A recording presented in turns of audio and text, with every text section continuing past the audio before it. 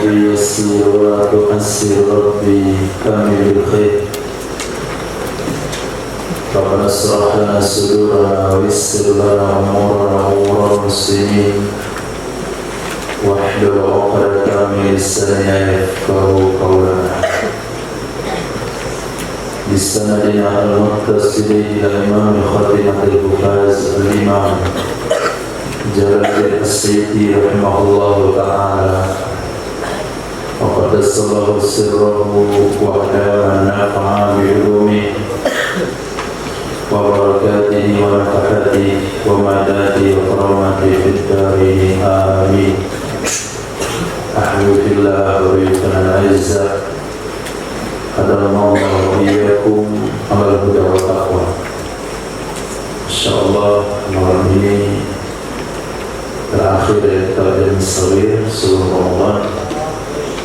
Kemudian minggu besok kita dengan kitab puasa. Jadi kalau 2 minggu kita puasa, sepertinya materinya sudah terlalu biasa. Kita buat sekali pertemuan modal pengamalan untuk pengobat. Dalam kita dengan hadis nomor 9134 ditemukan dalam kitab Syarah Kabir Imam Tabrani dari Sayyidina Abdullah bin Amr bin As radhiyallahu anhuma, Nabi sallallahu alaihi wasallam bersabda, Al-Mu'adzin Al-Muhtasib, mu'adzin yang mencari pahala, mu'adzin yang mencari pahala, azan semata-mata mencari pahala dari Allah, kasyahidi, itu sama dengan orang mati syahid. Al-mutasyahidi bidamih, yang berlumuran pada darahnya, yang berlumuran pada darahnya.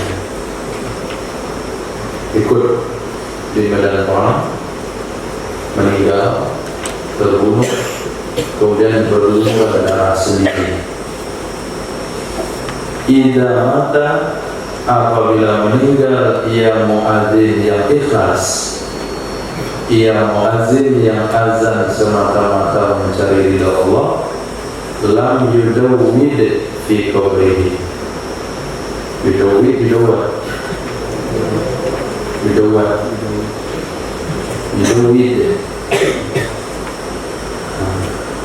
tidak dimakan pula ia di dalam kuburnya,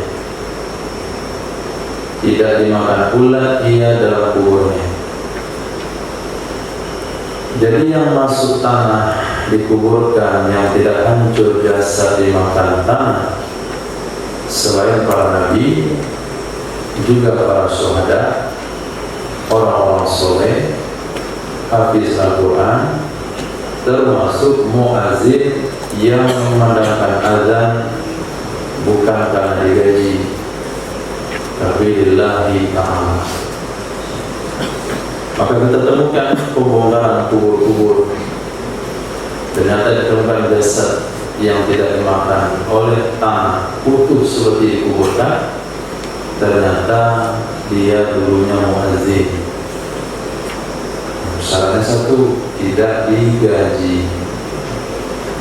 Orang tua yang azan di waktu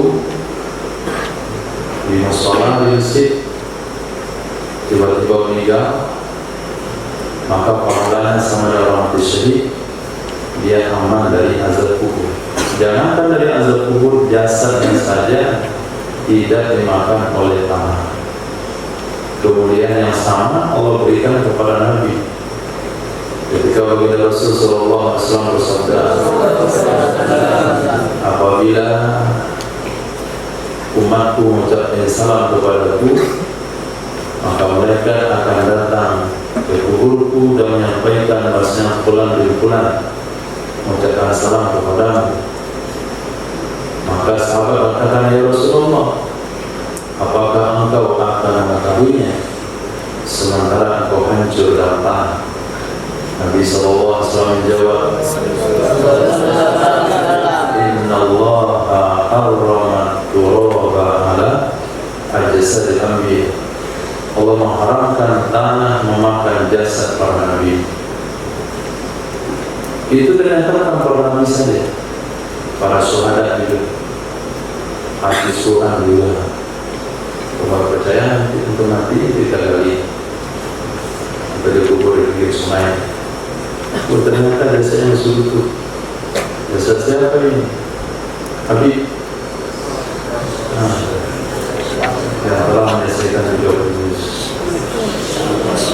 Baik. Nah, kalau nggak mau hafal Quran, cukup jadi muadzin saja. Muadzin sudah hidup. Beri saya berarti. Bisa lagi. Nah, hadis berikutnya Nabi SAW bersabda. Hadis dari Sayyidina Abi Hurairah radhiyallahu anhu, al-muadzinu amlaku bil adani. Muadzin itu berkuasa dengan adanya. Muadzin itu berwenang dengan adanya. Wal imamu amlaku bil iqamah. Dan imam berkuasa dengan iqamah. Jadi kapan azan itu tergantung kepada muadzin. Apabila masuk waktu, maka muadzin akan azan. Muadzin siap-siap apabila masuk. Nah, tapi iqamah ini tanggung jawab imam, bukan wewenangnya muadzin.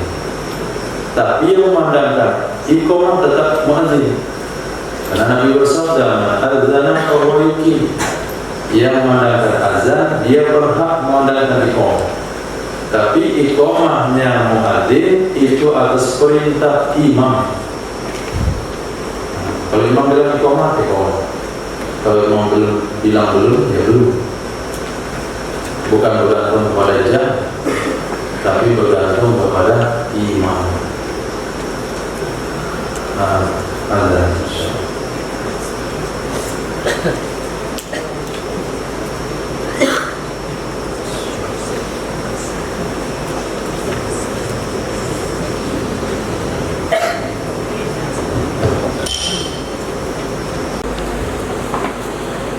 Bismillah, alhamdulillah, wassallallahu ala sayyidina maulana Muhammad wa ala alihi wa sahbihi ajma'in wa ba'd. Rabbi yassir wa la tu'assir, Rabbi hdini bil khair.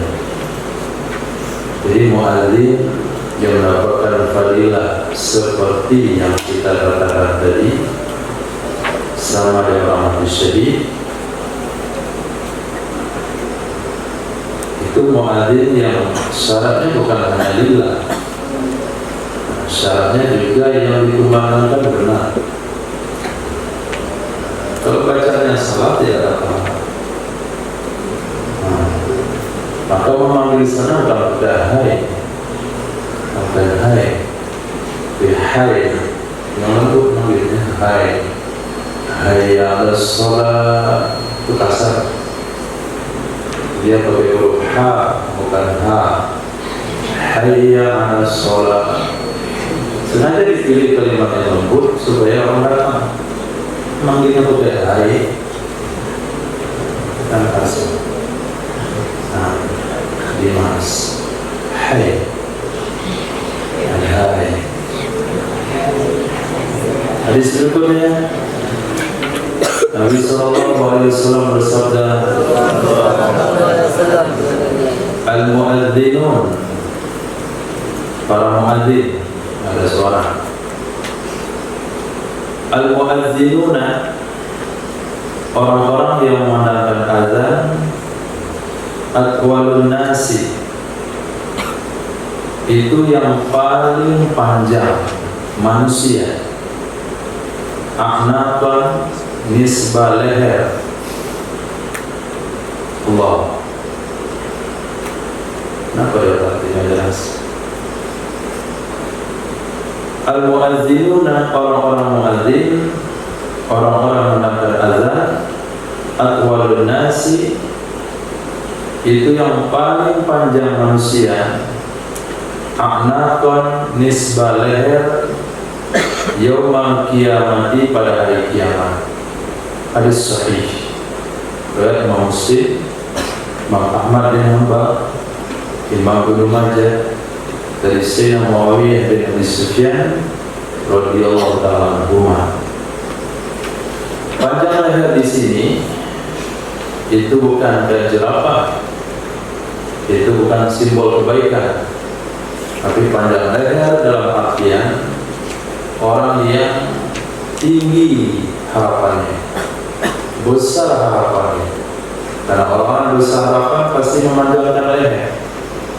Orang-orang yang tidak punya harapan, dia akan memendekkan lehernya. InsyaAllah kita akan umumkan juara 1 perlombaan kitab standar tingkat nasional. Yang kalah, dia pasti menundukkan kepala. Yang punya potensi menang pasti begini. Nah, jadi maksud panjang leher, harapannya besar. Orang kacau di mahsyar, orang penuh kesedihan di mahsyar, orang putus harapan di mahsyar. Tapi muadzin tidak pernah putus harapannya di mahsyar. Dia tidak takut dengan suasana mahsyar. Dalam huru hara mahsyar yang dahsyat, dia memiliki pengharapan yang tinggi kepada Allah, sehingga dia mampu mengangkat kepalanya, karena dia yang mengajak orang untuk taat, melakukan ibadah terutama di dalam agama. Ada muadzin ke sholat? Tidak tahu kalau muadzin sekarang? Masih muadzin sholat, karena dia ngajak orang sholat. Dan dia punya argumen di akhirat kelak. Apa yang telah kamu buat di dunia untuk agama Allah, kata muadzin, saya panggil mereka setiap hari 5 kali untuk melakukan ibadah, sehingga pengharapannya kepada Allah karena jasanya besar di dunia untuk ibadah sholat yang ibadah utama dalam Islam. Hadis berikutnya, Nabi SAW bersabda, Al-mu'adzinun, para mu'adzin, umana'ul muslimin, orang-orang kepercayaan kaum muslimin. Orang-orang kepercayaan kaum muslimin ala fitrihim, atas berbuka mereka, wasuhurihim, dan sahur mereka. Jadi kita ketika puasa berbuka, bergantung dan percaya kepada azan yang berkumandang. Ketika kedengar azan maghrib kita berbuka, ketika kedengar azan subuh kita berhenti makan dan minum, batas minimal, batas maksimal untuk tidak lagi makan dan minum. Itu semuanya digantungkan kepada muadzin. Maka kalau muadzin cepat 1 menit mengandalkan azan maghrib, maka dia menyebabkan batal puasa seluruh orang yang berbuka karena azannya, dan dia bertanggung jawab di akhirat. Kalau terlambat 1 menit mengandalkan azan subuh sehingga orang sampai makan nasi atau minum air, ketika waktu subuh sudah masuk, dia juga bertanggung jawab di akhirat kelak.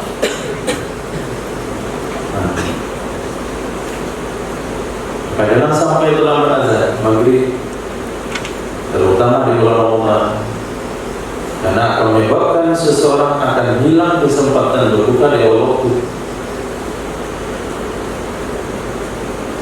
Apa yang dilakukan muadzin ketika azan di bulan Ramadan hari salat maghrib? Dia harus siapkan perbukaannya di tempat dia azan. Ketika pas masuk waktu, dia buka dari awal. Bismillah, kemudian beri pengumuman. Walaupun belum sempat azan, dia beri pengumuman sudah tiba saatnya berbuka. Karena kalau dia azan sebelum berbuka, hilang pahala dia untuk berbuka di awal waktu. Maka pada saat itu dia pimpin doa berbuka. Sudah tiba waktu berbuka, Bismillahirrahmanirrahim, kunyah kurmanya, kemudian minum airnya, baca doanya, baru kumandangkan azan. Nah, para muadzin, hadis berikutnya Nabi Sallallahu Alaihi Wasallam bersabda, Al-muadzinu umana'ul muslimin. Para muadzin adalah orang-orang kepercayaan kaum muslimin atas sholat mereka dan hajat mereka. Hajat di sini maksudnya hajat berbuka. Nah, di sini melengkapi hadis yang di atas. Hadis berikutnya Nabi Sallallahu Alaihi Wasallam bersabda dalam Musnad Imam Ahmad bin Hanbal, Sahih Bukhari, Sahih Muslim, Sunan At-Tirmizi, Sunan Ibnu Majah, diriwayatkan daripada Sayyidina Abdullah bin Umar, Sayyidina Jabir bin Abdullah, Sayyidina Abi Hurairah, Sayyidina Abi Musa Al-Asy'ari radhiyallahu anhu, hadis sahih. Nabi bersabda, al-mu'min ya'kulu fi mi'an wahid. Orang beriman itu makan dalam perut yang satu. Apa artinya usus? Mi'in artinya satu usus. Orang beriman itu makan pada satu usus. Wal kafir yakulu fi sab'ati am'a. Orang kafir makan pada 7 usus. Nah, kalau usus kita dibagi terdiri pada 7 bagian, maka 1/7 lah makannya orang beriman, tapi orang kafir akan mengisi ke-7 bagian ususnya. Makanya orang beriman itu 1/7 dari makan orang kafir. 1/7. Nah, kalau tak mampu minimal 1/3. Nabi katakan hadis yang minimal 1/3. 1/3 untuk makanan, 1/3 untuk minuman, 1/3 untuk pernapasan.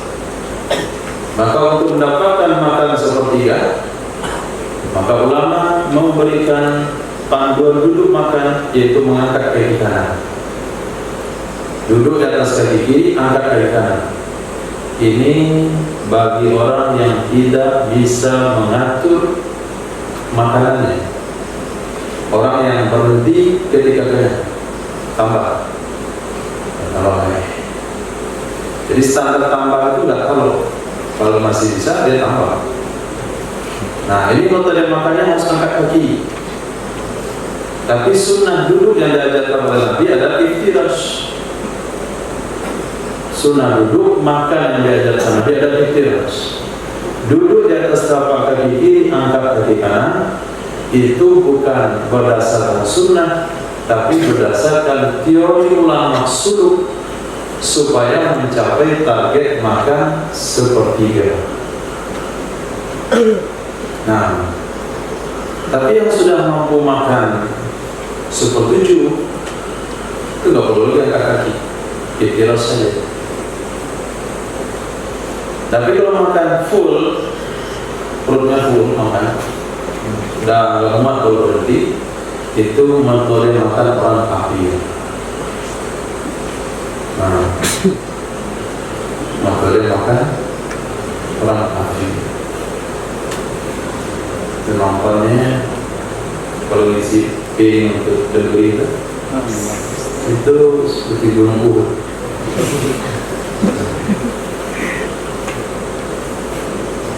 Ini bagian daripada hadis tasawuf.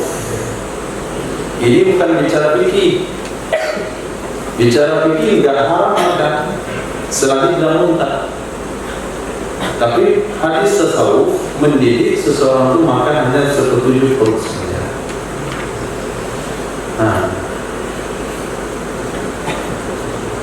Sehingga Imam Nawawi rahimahullah ta'ala itu perlu ke WC buang air besar hanya 1 kali seminggu.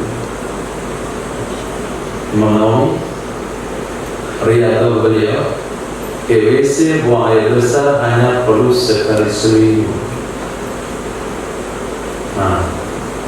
Kalau belum mudah, air liurnya tidak dihinggapi lah, karena tidak ada yang perlu dimakan oleh orang. Kalau umat ke zaman 3 kali sehari, 2 kali sehari, bentar-bentar monggo, datang lagi baru sengaja di kelas monggo.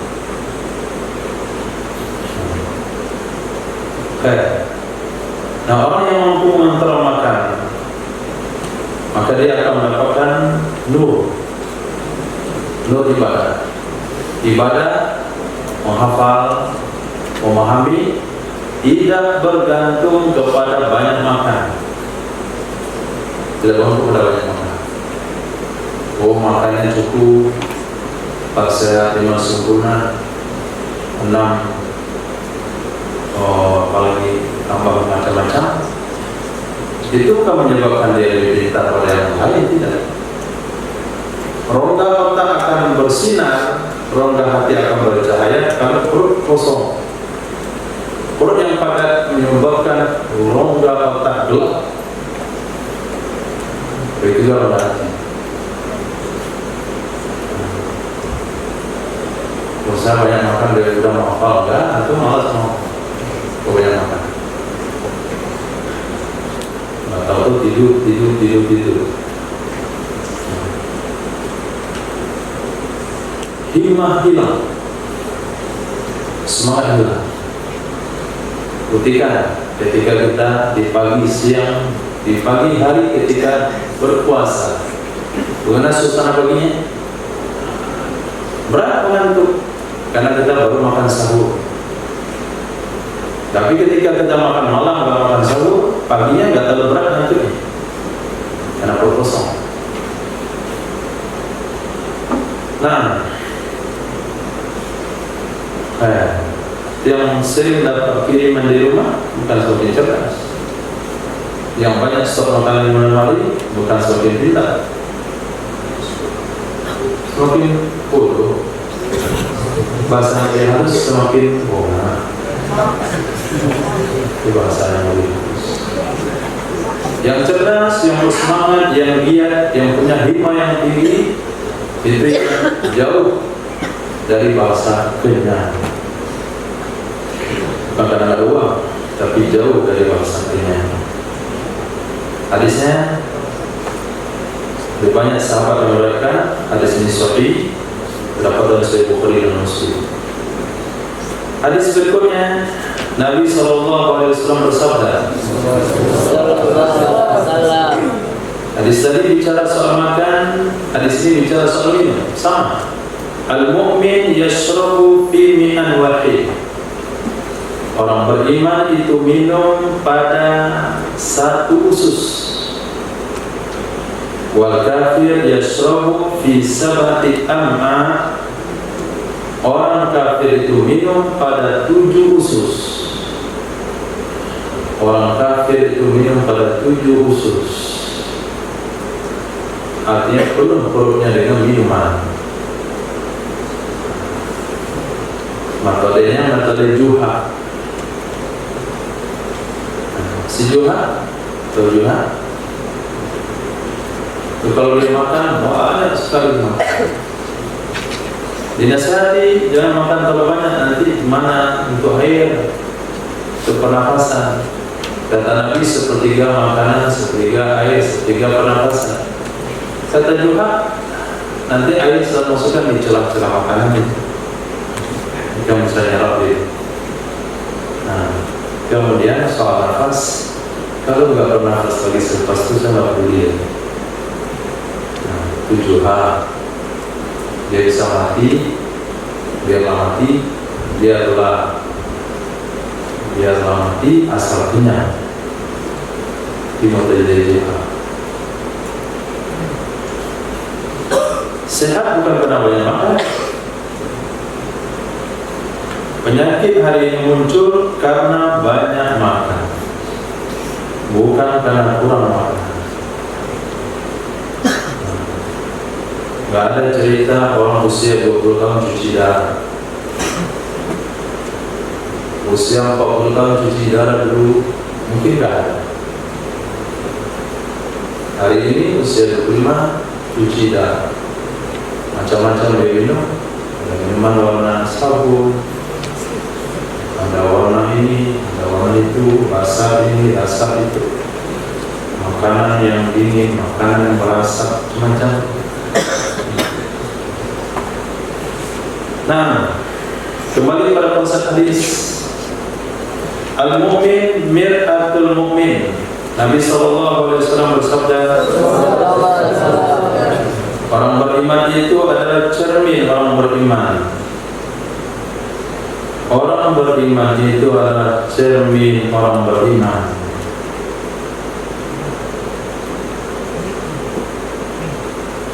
Apa maksudnya? Dia melihat dari dirinya, bima la yarah biduni, sesuatu yang dia tidak bisa lihat tanpa cermin. Seorang manusia tidak akan melihat pada cermin kecuali muka dan dirinya. Seorang mukmin tidak akan melihat pada cermin kecuali muka dan dirinya. Ada orang melihat cermin lalu nampak monyet? Hah? Antum bercermin dan nampak monyet itu? Di hati kalau nampak monyet. Siapa nampak cermin ketika kita bercermin? Diri kita saja. Maka begitulah sudut pandang orang beriman melihat saudaranya. Dia melihat pada saudaranya apa yang dilihat pada dirinya.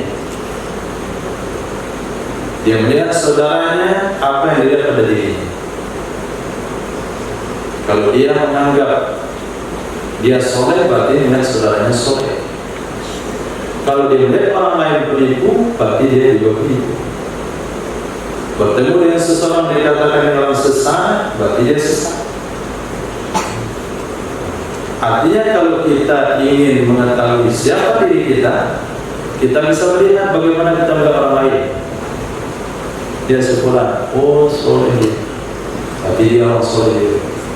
Dia sekolah, ini sesat, jadi dia sesat. Tidak mungkin dia melihat sesat pada orang beriman kalau dia soleh.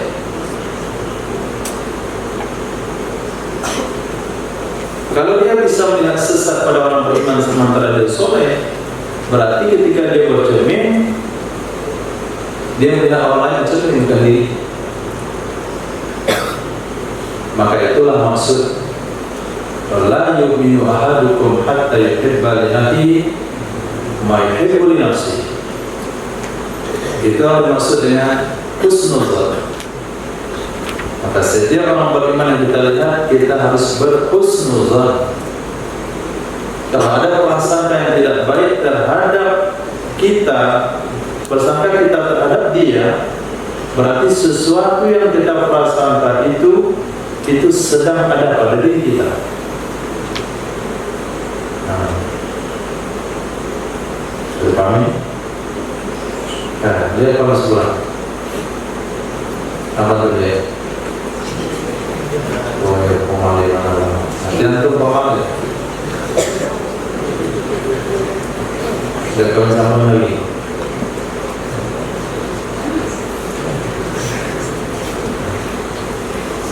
Artinya seorang mukmin dia akan berprasangka kepada saudaranya seperti dia berprasangka kepada dirinya.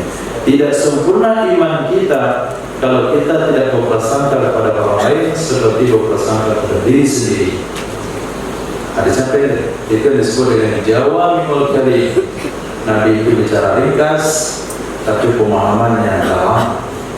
Maka kita tidak bisa memahami kecuali perantara penafsiran ulama hadis. Hadis berikutnya Nabi SAW bersabda, Al-mu'min miratul mu'min.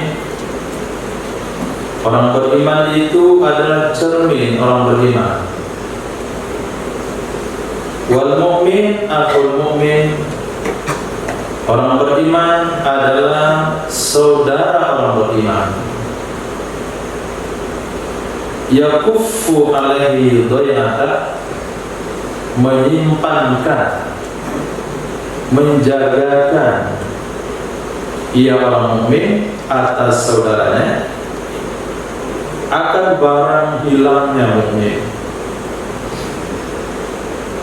Wa yahudduhu min wara'i, dan melindungi ia mukmin akannya mukmin yang lain dari arah belakangnya.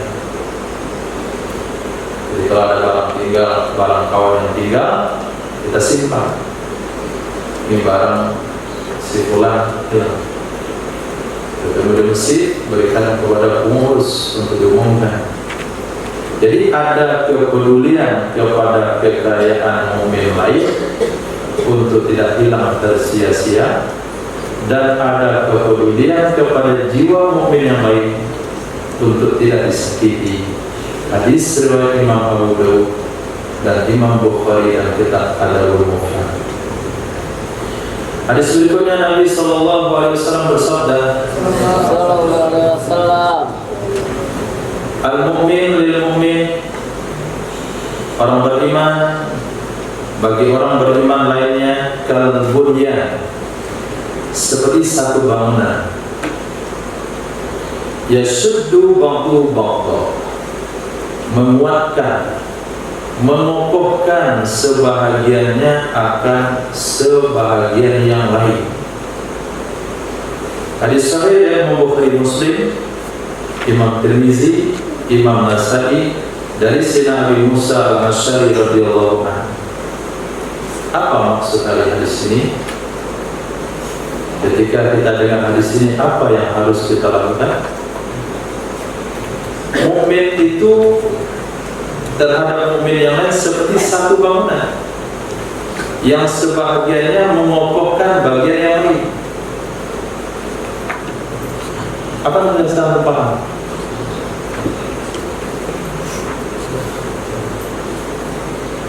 Hadis ini kita jadikan tolak ukur menilai iman kita masing-masing.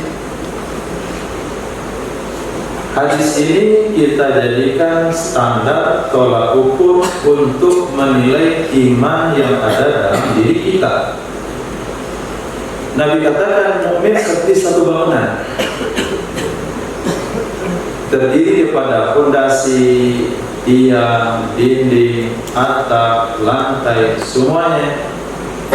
Tiang tidak merasa punya jasa terhadap yang lain karena dia menanggung beban. Fondasi juga tidak merasa terlalu berjasa karena dia menjadi fondasi dan tidak dilihat. Atap juga tidak merasa berjasa karena dia telah melindungi semuanya. Itulah mukmin. Dia saling mengokohkan satu sama lain, bukan saling merusak. Maka kalau orang mengatakan saya mukmin, lalu tindakan yang merusak orang lain, dia tidak mukmin. Kalau dalam hatinya ada niat menghancurkan saudaranya, dia bukan mukmin. Hati-hati dalam persaingan. Di dalam mengamalkan agama tidak ada persaingan, yang ada adalah perlombaan. Maka bisa saja ketika antum memimpin sebuah pendidikan, misalnya pondok pesantren, terdengar ada satu kemajuan di pondok lain dan orang membicarakan kemajuan tersebut di telinga kita, antum lalu timbul rasa hasad dan dengki atau benci atau kurang puas dan sebagainya, berarti dia tidak mukmin. Tidak mukmin. Urus masjid, membina satu jamaah masjid, kemudian dia mendengarkan cerita dari orang lain bahasanya ada satu masjid dekat dari masjid dia, jamaahnya maju, pengurusnya dipuji, dia terdengar dan dia tersinggung, itu bukan mukmin. Apalagi kalau sempat dia rusak, itu nampak luarnya saja, itu hakikatnya enggak. Pengurusnya saya tahu buat sholat ke masjid, dia ngurus saja nggak pergi datang ke masjid. Oh, kami di sini mau begini, tapi kami semua kompak. Apa alasan Anda tersinggung dengan berita gembira tersebut? Bukankah itu atap rumahmu? Bukankah mereka berbicara tentang atap rumahmu? Apakah dia akan merasa hasad kalau orang sedang membicarakan atapnya bagus? Apakah dia tersinggung kalau sekiranya dikatakan pondasinya bagus? Apakah lantai tidak senang kalau orang memuji dia? Seharusnya lantai bersyukur karena dia punya tiang yang bagus. Tiang harusnya bersyukur karena memiliki atap yang indah. Nah, kalau sifat ini ada dalam diri kita, kita tidak tersinggung dengan kemajuan apapun asal masih mendukung Islam, itu mukmin. Tapi kalau tersinggung dengan kemajuan agama, karena kemajuan itu bukan di tangan dia, berarti dia bukan mukmin, itu masih muslim. Nah, satu Ustaz kita, alhamdulillah, satu bilang, enggak itu mah tersinggung dia karena kawannya dipuji, berarti tidak mukmin. Dia hasil bersyukur karena kawannya itu adalah bagian daripada bangunannya. Nah, tapi kalau dipuji adalah kemajuan kafir, kemajuan musuh Islam, baru dia harus merasa benci dan bengis. Asyidda'u 'alal kufar ruhama'u bainahum. Kadang-kadang kita merasa sedang mengamalkan agama, tapi pada hakikatnya ketika masih tersinggung dengan kemajuan agama yang ada pada tangan orang lain, itu sebetulnya sedang beragama. Nah, dia sedang membangun kepuasan dirinya sendiri.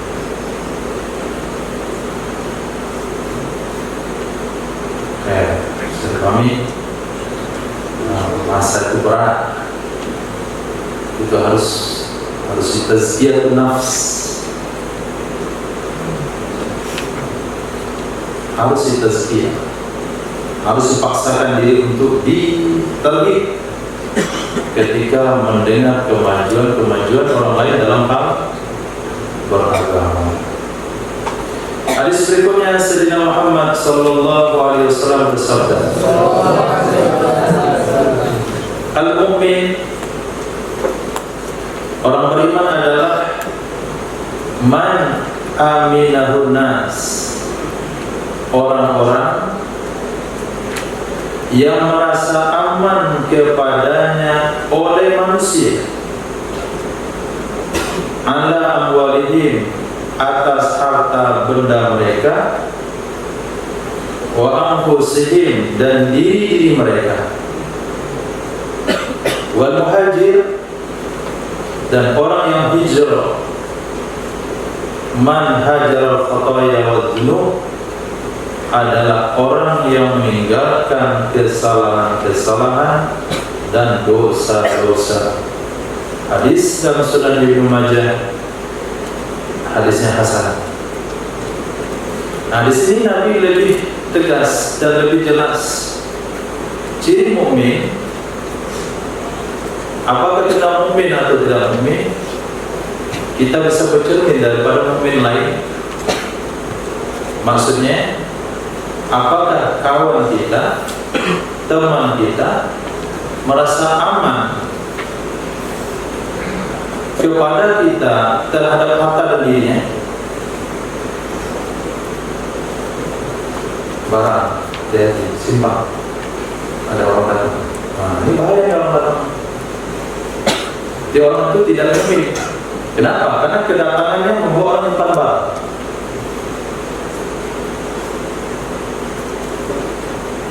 Nah, bergaul dengan dia menyebabkan orang hati-hati terhadap dirinya. Kalau sekiranya dikatakan jangan bergaul dengan fulan, takut antum terbawa oleh arus, berarti fulan yang diperingatkan tadi untuk tidak bergaul dengan dia berarti tidak mukmin. Kenapa? Karena orang khawatir orang bergaul dengan dia, orang itu terbawa pada perkara itu. Tapi kalau antum dengan informasi pada orang tua, kalau dengan fulan kamu berteman, saya yakin berarti fulan itu orang baik, mukmin. Tapi kalau dengan fulan kamu berteman, saya ragu, berarti keimanannya diragukan oleh orang lain. Nah, dan muhajir adalah orang meninggalkan kesalahan dan dosa. Itu muhajir. Kalau masih melakukan kesalahan dan dosa itu bukan muhajir. Itu namanya mukim. Muhajir itu bukan orang yang hijrah dari kampung ke kampung, sering pindah-pindah tempat. Tapi muhajir hakikatnya adalah yang meninggalkan kesalahan dan dosa untuk perkara yang baik, bahkan kepada perkara yang lebih baik.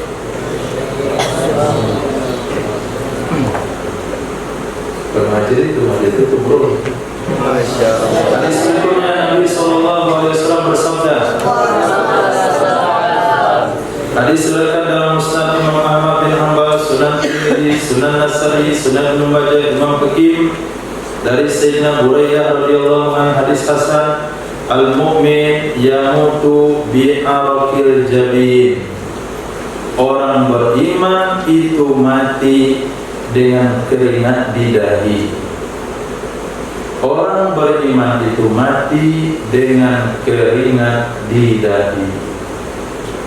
Jadi salah satu menandai orang itu husnul khatimah atau tidak, jenazahnya ada keringat di dahinya. Jadi kalau kita lihat ada keringat di dahi, ada orang baru saja menghembuskan nafas terakhir, dahinya berkeringat, itu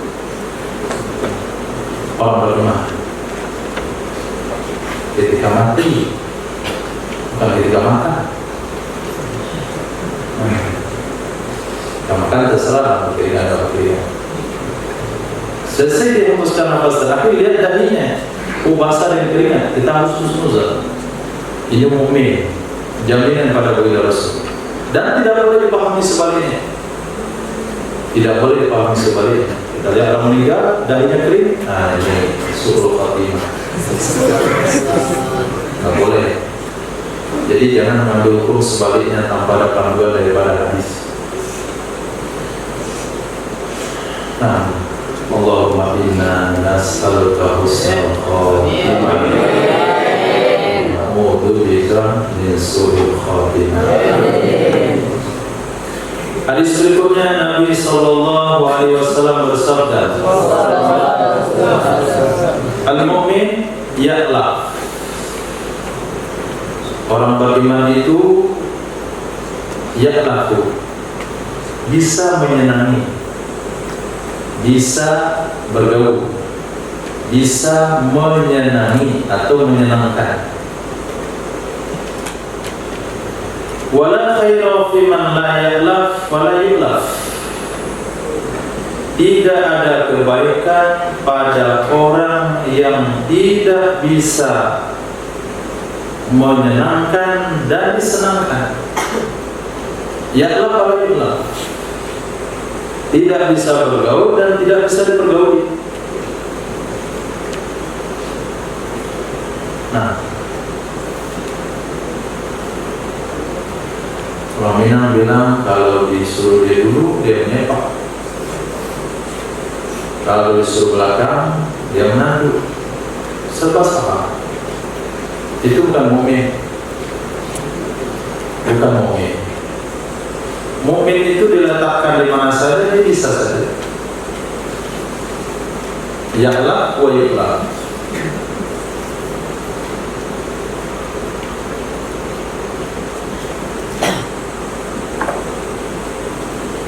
Oh, si fulan itu nggak mau lah anggota kami. Usul dia keluarkan dari anggota piket kami. Dia sendiri saja. Itu hati-hati, itu nggak mungkin. Kenapa? Karena orang resah kalau dia ada dalam golongan itu. Itu ada mobil berangkat. Siapa-siapa saja, pulang. Oh, ada pulang, nggak jadi. Nah, itu si pulang yang dijadikan alasan oleh seseorang untuk tidak bergabung bersamanya, iman si pulang itu dikhawatirkan. Nah, kata Nabi, orang beriman adalah ya'laf wala yu'laf, ya'laf wala ya'laf wa yu'laf. Jadi lengkapnya hadis yang dibawa, al-mu'min ya'laf wa yu'laf. Orang beriman itu bergaul dan dipergauli, artinya diajak bergaul. Wala khairu fi man la ya'laf wa la yu'laf. Tidak ada kebaikan pada orang yang tidak bergaul dan tidak diajak bergaul.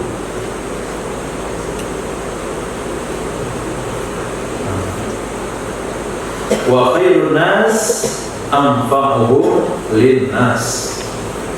Sebaik-baik manusia adalah yang paling bermanfaat mereka untuk orang lain. Jadi manusia terbaik, Nabi tidak katakan yang paling gigih dalam ibadah. Yang paling gigih dalam ibadah itu soleh. Manusia yang terbaik tidak dikatakan yang paling mujahadah, karena yang paling mujahadah, mujahid, bukan yang paling berani, tapi orang yang sangat berguna untuk orang lain. Dalam hal apa saja? Nah, dalam hal apa saja? Antum sebagai amil kamar, antum sebagai hawari, bagian kesehatan, bagian kebersihan, bagian pendidikan, guru yang diamankan beberapa santri di halakohnya. Dari sekian yang ada, yang paling membantu orang lain, mengarahkan untuk menghafal, membangunkan tahajud, yang paling bermanfaat itu yang terbaik. Kotoran dia sibuk, khidmat dia sibuk, ibadah dia sibuk, untuk bergelut dia juga sibuk. Siapa? Ketua Hawari, Sekretaris Hawari.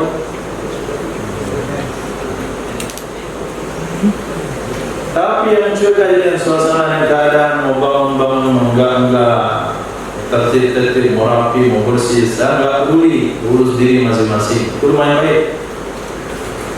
Nah, penting enggak menyusahkan. Yang lebih parah, dia bikin orang susah. Paling susah disuruh tidur, paling susah disuruh bangun. Pokoknya paling susah urusan tertib itu paling susah. Itu manusia yang tak baik. Nah, yang lumayan baik enggak ganggu orang, ngurus diri masing-masing. Yang terbaik ngurus orang lain.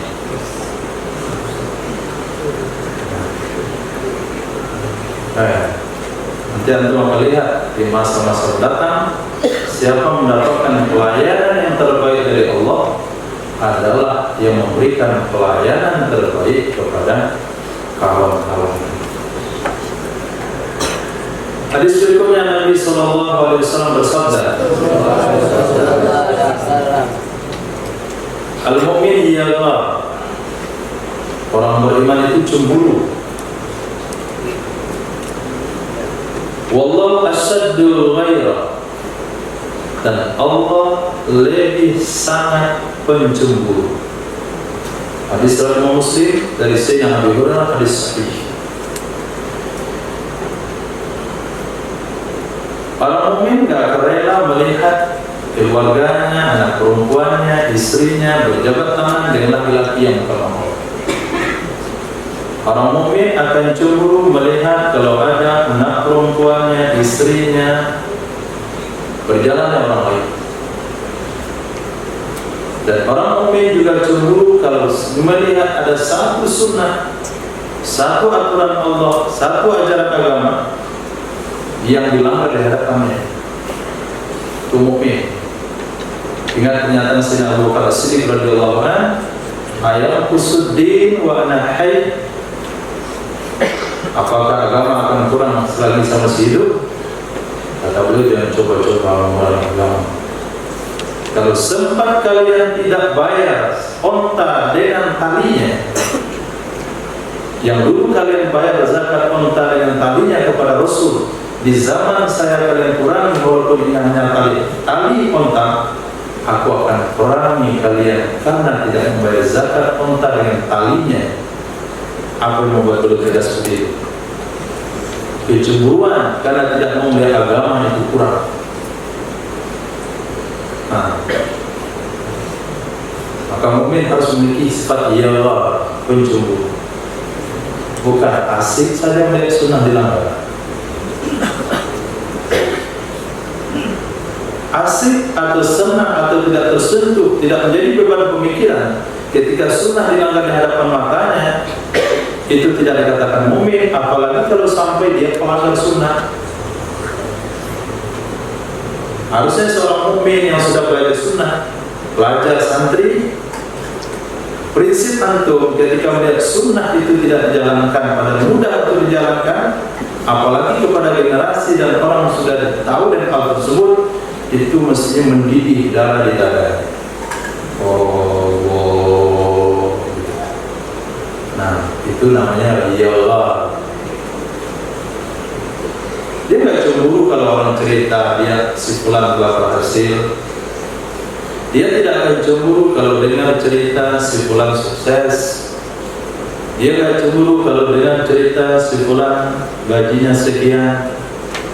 Tapi dia akan cemburu kalau melihat dan mendengar si fulan yang dulu ahli tahajud, sudah selesai Al-Quranul Karim, alumni Darul Hijrah, sekarang mojek. Nah ini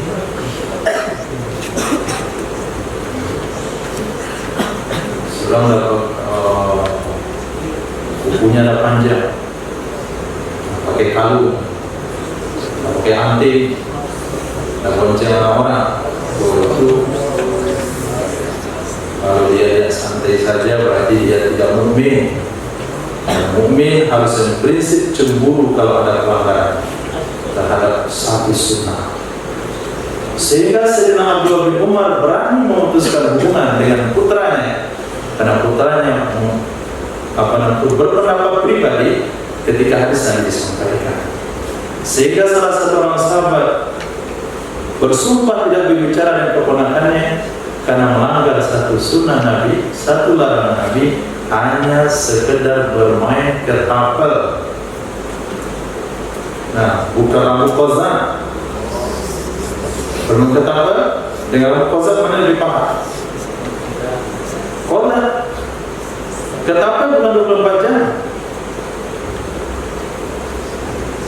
Ketapel mungkin 1 jam orang main.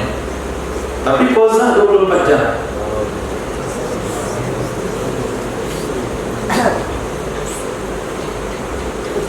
Apa?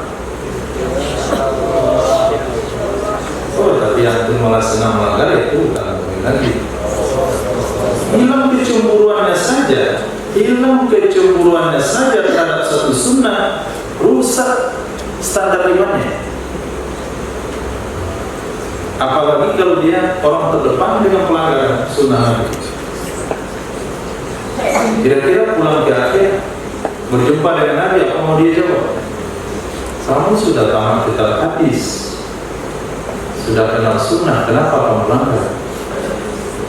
Nah, apa jawaban Rasulullah? Dia menjawab apa? Nah, tidak ada jawaban alasan. Khair, itu makna al-mu'min ialah. Hadis berikutnya Nabi SAW bersabda, al-mu'min ghirrun karim.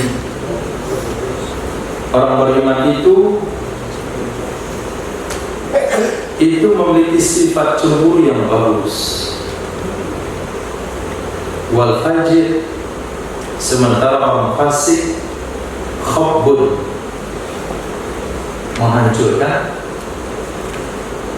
La'imun, yang berani menghancurkan agama, menghancurkan kemaslahatan, dan dia berani. Itu sifat fajir, orang fasik. Sifat mukmin adalah ghirrun karim, kecemburuan yang bagus, kecemburuan pada tempatnya.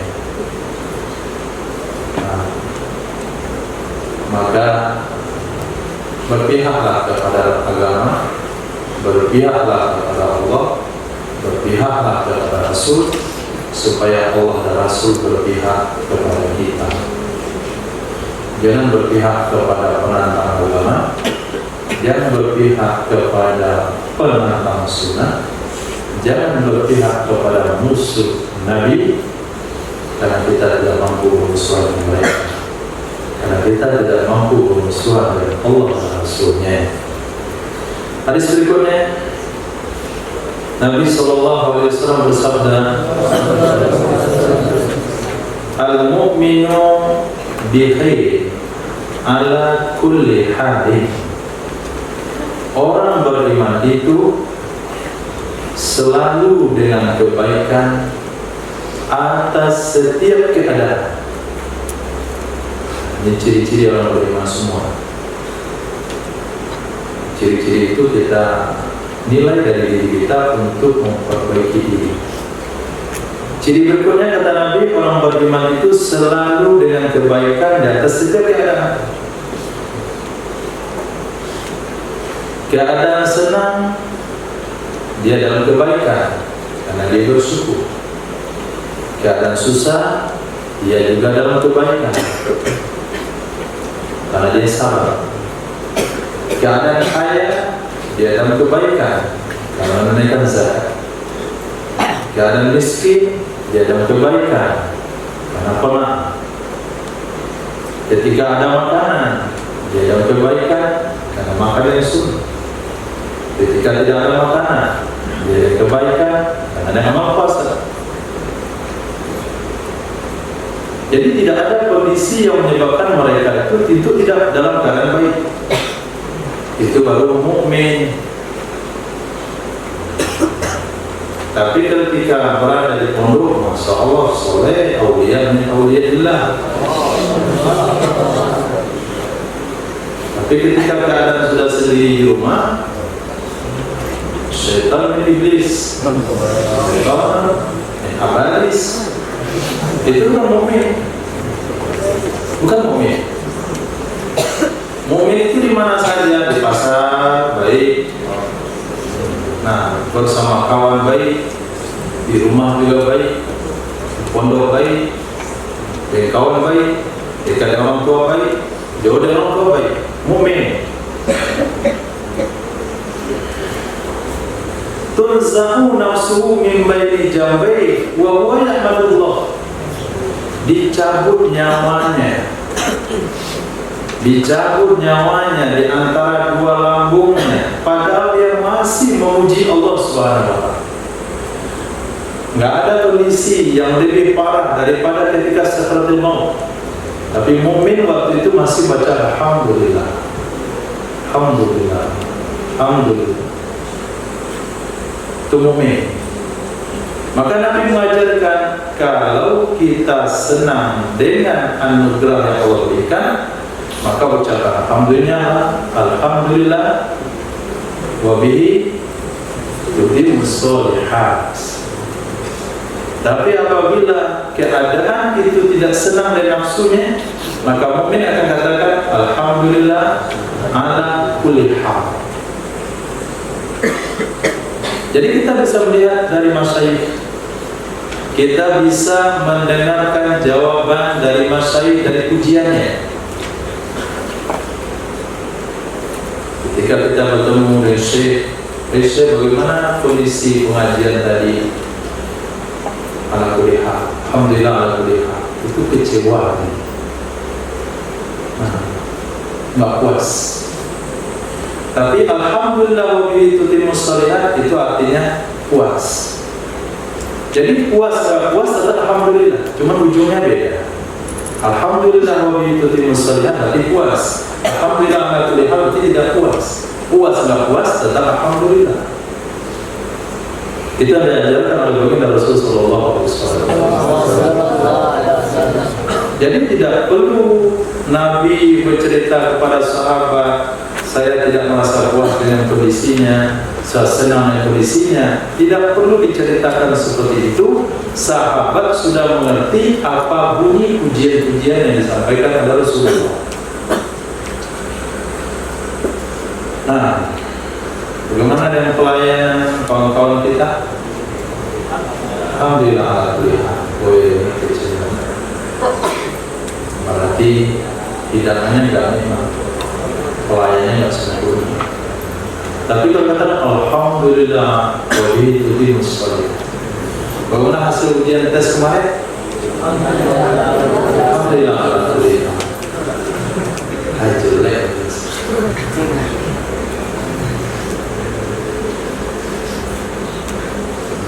Bagaimana prestasi anak saya selama setahun di sini?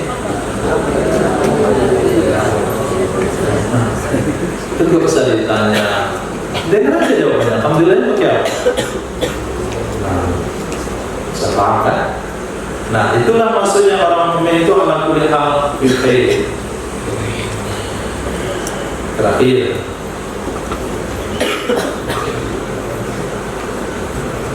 sudah berhenti di banjir 9151. Hadis berikutnya Nabi SAW bersabda, al-mu'min min ahli iman, orang beriman dari ahli iman itu di posisi kepala dari badan. Orang beriman dari ahli iman, maksudnya sesama orang beriman, posisinya adalah kepala dari badan. Maksudnya apa? Ya'lamul mu'min, merasa perih, merasa pedih oleh seorang mukmin karena ahli iman. Kama ya'lamul jasadu, sebagaimana merasakan pedih oleh badan, lima firras, karena sesuatu yang ada pada kepala. Kepala pusing, semuanya ikut merasakan. Maka orang beriman posisinya sama dengan kepala. Kalau terdengar informasi saudara kita di Palestina dibombardir, dia harus merasa free dan sedih, jika berdoa sungguh-sungguh. Kalau didengar ada satu Muslim ditindas, dia merasa sedih dan free dengan berita tersebut. Sebagaimana Nabi mendapatkan berita ada satu wanita muslimah yang dibunuh oleh Yahudi dengan cara membenturkan dua batu ke kiri kanan kepala wanita tersebut. Langsung Nabi tugaskan cari Yahudi tersebut dan melakukan hal yang sama kepadanya. Artinya mukmin. Kalau dengar berita orang mukmin malah senang, dia kaum mukmin. Orang beriman itu senang kalau mukmin lain senang, dia sedih kalau mukmin lain sedih. Badan sehat walafiat, kepala senang. Badan sakit-sakitan, kepala ikut sakit. Nah sekarang hadis ini untuk mencek kadar iman dalam diri kita.